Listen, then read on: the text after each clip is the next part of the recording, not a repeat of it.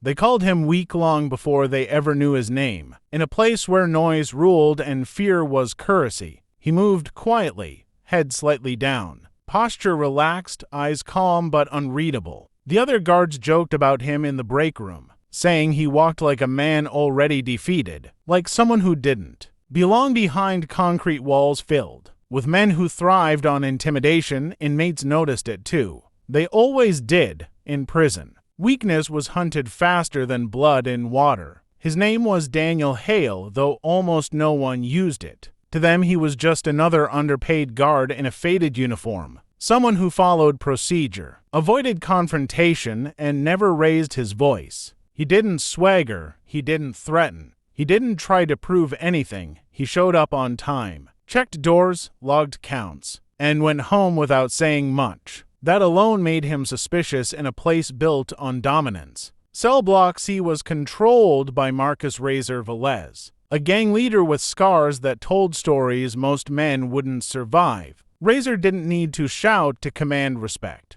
His presence alone bent the air. Inmates moved when he moved. Violence followed wherever his shadow fell, calculated and precise. He watched everything, especially new guards. He tested them the way a predator tests a fence, slow at first, then harder until something breaks. Razor noticed Daniel on the third week. He saw how Daniel didn't flinch when insults were thrown his way, how he never reacted when inmates barked threats from behind bars. He noticed how Daniel stood just a little farther back than other guards, hands loose, shoulders relaxed, weight balanced. Razor mistook calm for fear. He mistook silence for weakness. That mistake would cost him more than he could imagine. The first test was small. A shoulder bump during morning chow. Daniel barely reacted, just adjusted his stance and kept walking. Razor smirked. The second test came a day later. A cup of water spilled deliberately at Daniel's feet. Laughter followed.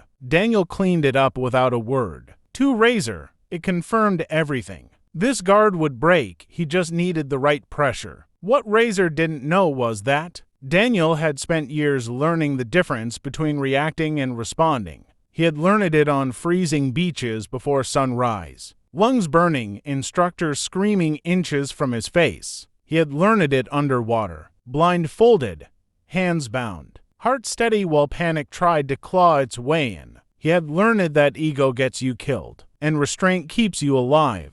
Daniel wasn't weak, he was controlled. The day it happened was humid, the kind of heat that made tempers shorter and sweat drip from concrete walls. Staffing was light. Razor knew it. He had planned it. During movement back to the cells, he lagged behind just enough to fall out of the camera's clean angles. When Daniel stepped in to guide him forward, Razor turned, eyes cold, smile gone. "You ever think you picked the wrong job?" Razor asked quietly. Daniel met his eyes for the first time. There was no fear there, just assessment. "Move along," Daniel said calmly. That was the moment Razor decided to make an example of him. The attack was sudden and vicious, a sharp step in, a hidden blade flashing toward Daniel's ribs. Razor was faster than most men. He had ended fights before they even began. He expected panic. He expected flinching. He expected dominance. What he got instead was 2 seconds of something he didn't understand.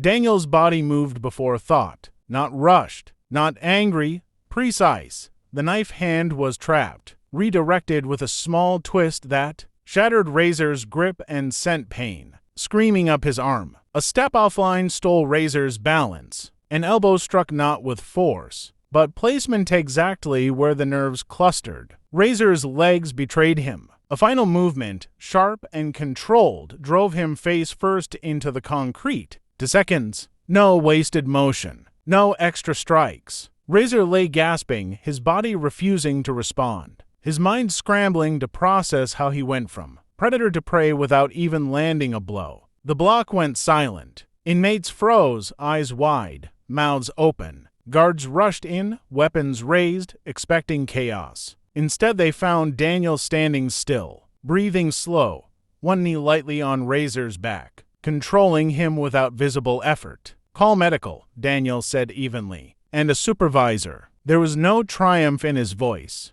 No adrenaline-fueled shaking, just calm. Razor was cuffed and carried out on a stretcher. His authority evaporated in front of the very men who feared him. Word spread faster than any alarm. The weak guard had dropped Razor in seconds. Not with brutality. With efficiency? In the days that followed, everything changed. Inmates stopped testing Daniel. Some nodded in quiet respect. Others avoided him altogether. Guards looked at him differently too, curiosity replacing mockery. A lieutenant finally asked him, straight out where he, Learned Azor, had been sent to segregation. His influence broken? He never looked at Daniel again. Administration conducted an investigation as they always did. Cameras were reviewed. Reports were written. The conclusion was clear.